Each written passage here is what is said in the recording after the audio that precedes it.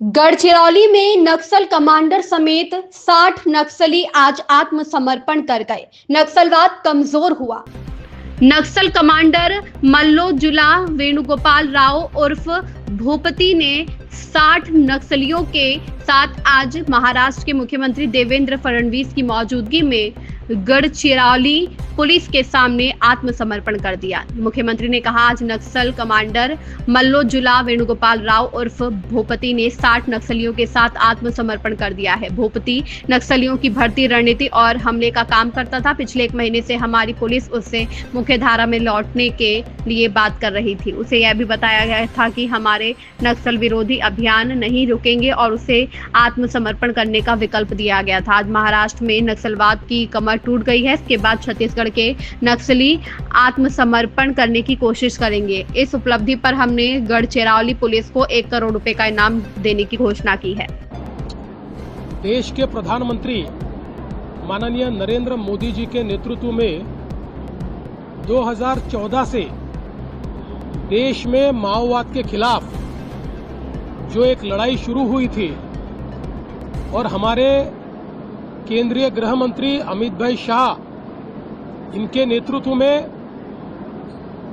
मार्च 2026 तक इस देश में माओवाद को समाप्त करने का जो संकल्प लिया गया था, उसमें महाराष्ट्र ने बहुत बड़ी पहल की है।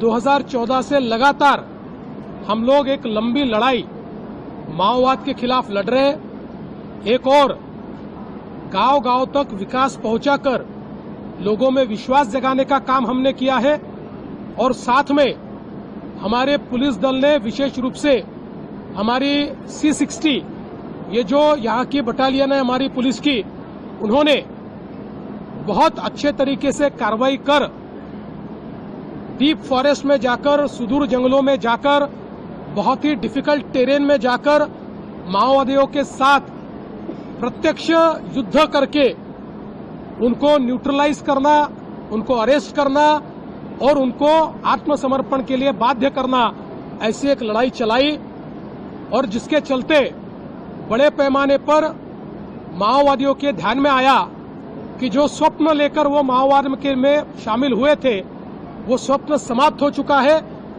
और अब भारत के संविधान ने जो व्यवस्था निर्माण की है, उस व्यवस्था में वापस आना यही उनकी भलाई के लिए सिद्ध होगा और धीरे धीरे इसकी शुरुआत हुई।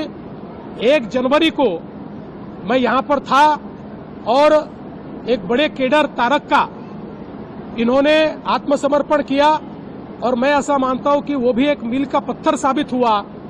और आज जो सोनू उर्फ भूपति इन्होंने आत्मसमर्पण किया है, उनके साथ 60 लोगों ने आत्मसमर्पण किया है।